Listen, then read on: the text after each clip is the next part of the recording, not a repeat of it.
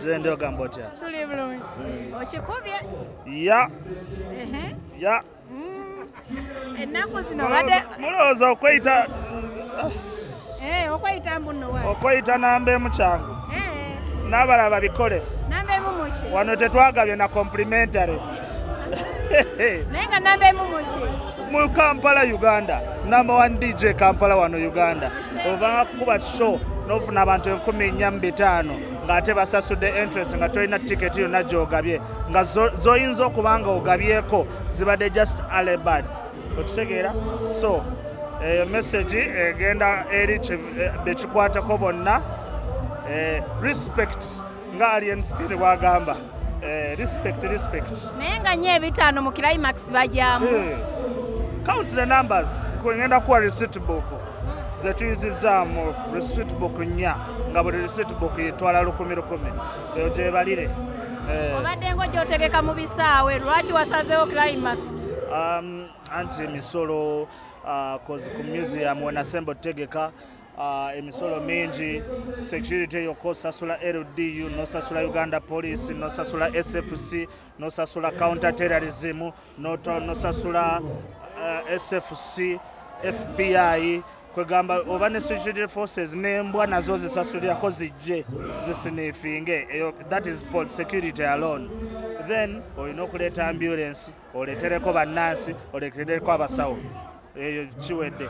Kati kuliko ebitongole bitwala Kampala, KCCA, NEMA, baani abo twala tugende nabo beetaaga kusasula, beetaaga mabaluwa. Okitegeera? So outdoor zibadde enzibu. Okola show naye n'odda ewaka ng'otadde $4,000,000 ofunye 45 nga okay togudde mu loss but ng'ospendinze nnyo. Kale ate wano expense ntono we ya indo just nasabye permission osiwa wano ekatwe nampandika ebbaluwa KCCA nayo n'ogiwandikira nekukkiriza kwegamba noba nga osootinza abantu batono nnyo naye okubya ekintu. Waliwo ababitambuza weda ku social media bulijjo otegeka mu bisaawe gye batalina kutegeka white party. Eno kisaawe waliwo swimming pool tusambirawo n'omupiira wano.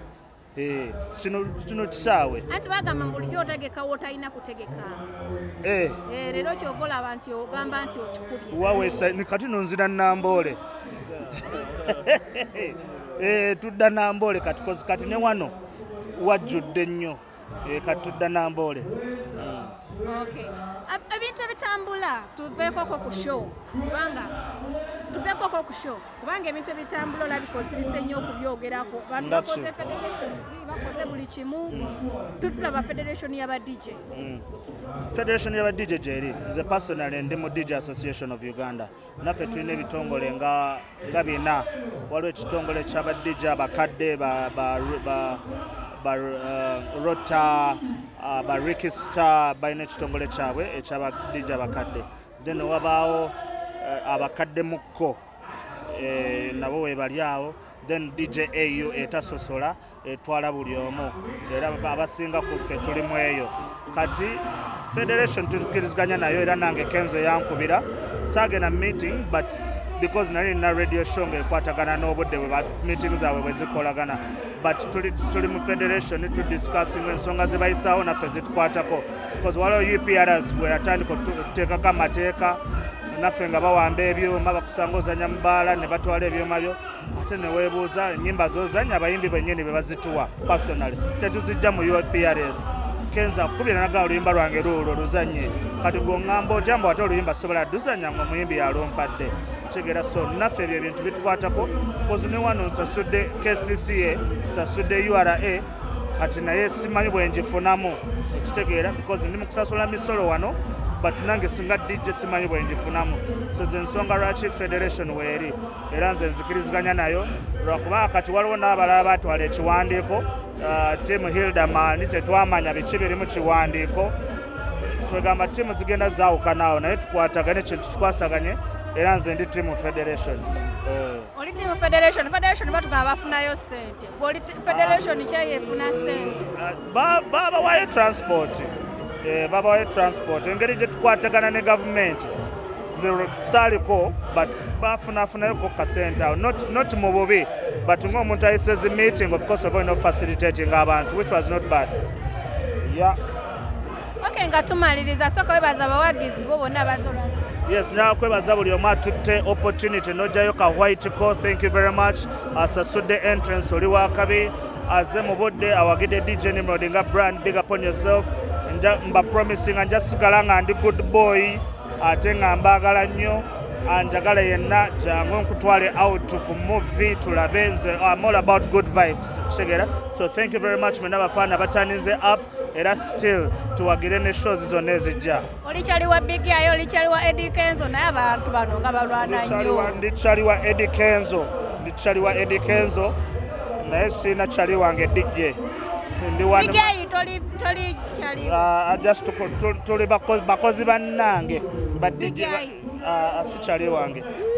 Lwaki sikyali wa Big Ayo? Sikyali wange. Njagala nnyo omuntu nga fo ky'okubuukira munno tutambuze music tukube music. Okitegeera kati ali mukozesa opportunity ya Kenzo bw'abuukira oli tamuliiko tamuddiza takola ki si mu bubi. It's not that I hate him but sagala nnyo drama ali negative. Okitegeera tugezaako kuprotinga nsonga za naye ezimuyamba. Tosobola kungamba mutowagira Kenzo ne Hildaman tomuwagira oba ne Bob Wendi agamba tobiwagira nga goli muyimbi muna Uganda kati gogwawa exactly. Kitegeera so tubeere ne one love tuleme kubuukira abantu. Let's just tutwale industry yaffe maaso. Ekyo kikuletera okubanga towagira Big Ayo. Sembo simuwagira but ndi all about positivity. Kitegeera omuntu yenna agezaako kubeera negative nga tunoonya n'ensonga lwaki owala n'omuntu teri nawo. But because olina ensonga oyagala kusigala nga bakwogerwako okitegeera tubeera ne kapa siryawo beefu okitegeera kozi yabuukira munne show netagenda bulungi kati gwoba osanyuse oba